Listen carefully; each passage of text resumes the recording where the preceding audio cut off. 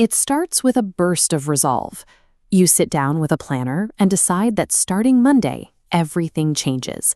You are going to wake up early, stay disciplined, and finally build the life you want. But within a few days, the momentum vanishes. You find yourself back on the couch, scrolling through your phone for hours, paralyzed by the same old habits, and frustrated by your own perceived weakness. Society frames this cycle as a character flaw. We are told that failing to stick to a plan is a sign of being lazy or fundamentally lacking in willpower. Believing that you are broken is exactly what keeps the cycle alive. When you view your behavior as an unchangeable trait, you create a self-fulfilling prophecy that makes future failure inevitable. Your mind isn't broken, and your failure isn't a result of weak willpower. Your brain is simply doing what it was designed to do. The friction arises because you are trying to force a new set of behaviors onto a mind that still identifies as the old person. You are asking for a change in results without changing the source. Lasting transformation isn't about collecting new habits. It requires the courage to let the version of yourself you used to be die so a new identity can take its place. We set long-term goals using a brain that has very different priorities than modern self-improvement. Your brain evolved for immediate survival and the conservation of energy. As this flowchart shows, familiar habits require almost no energy to execute, while new behaviors hit a biological friction wall. Overriding your instincts to stay on the path of least resistance drains your energy reserves. This is why willpower feels like a limited resource.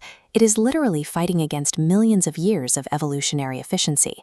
Relying on sheer force to change your life is a strategy that ignores your own biology.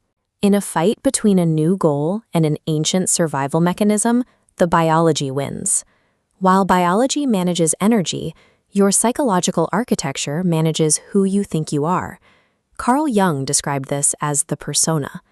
The persona is a mask built for survival, shaped by your past, your insecurities, and the labels others have placed on you. Over time, you begin to believe you actually are the procrastinator or the victim. Because the ego relies on this familiar identity to navigate the world, it perceives any change as a threat to its existence. To the mind, the loss of this identity feels as dangerous as a physical threat. This is why your mind sabotages your success. It isn't trying to fail, it is trying to keep the familiar version of you alive. Self-sabotage is actually a defense mechanism. Your mind is protecting an outdated identity because it is terrified of the unknown person you are trying to become. James Clear provides a framework for outsmarting this psychological resistance. Clear argues that behavior change shouldn't focus on what you want to achieve, but on who you are. Habits are the evidence that reinforces your identity, and your identity, in turn, makes your habits feel natural. You kill the old identity by treating every daily decision as a vote.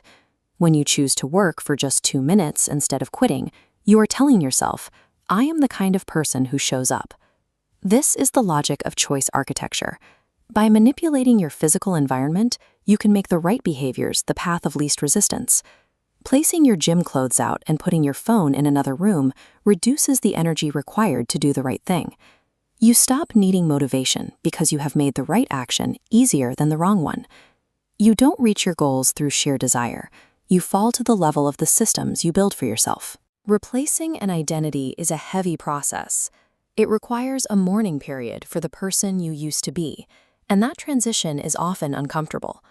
You will also face external friction.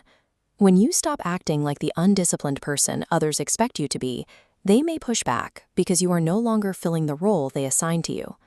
This requires a phase of sacred isolation, a time to stay centered and build your new identity away from the noise and expectations of the world.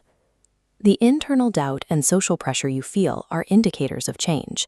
They are signs that the old self is receding and the new identity is taking root. There is no external savior or perfect moment waiting for you. No sudden wave of motivation is going to fix the situation you are in. You have a choice between two paths. You can remain trapped in a narrative that no longer serves you, or you can take radical responsibility for your life and move toward the person you want to become. To cast your first vote for this new identity right now, go to the comments and write, I choose to become someone new. Putting those words into the world is a tangible action. It serves as your first piece of evidence for your new direction and marks the beginning of your transformation.